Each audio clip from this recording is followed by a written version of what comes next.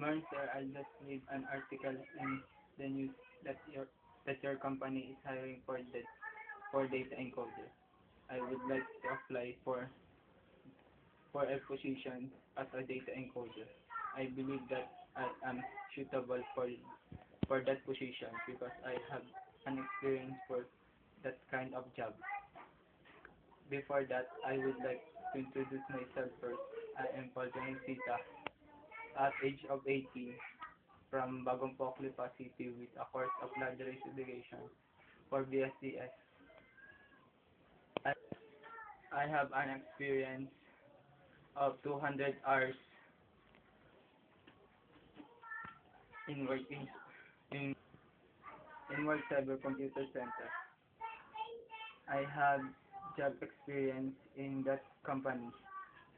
I can say that I have an ability to apply in your company.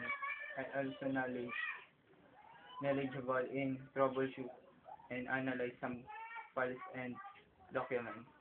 I can encode 100 words per minute. I would be glad to meet you at your most convenient time. Thank you, sir.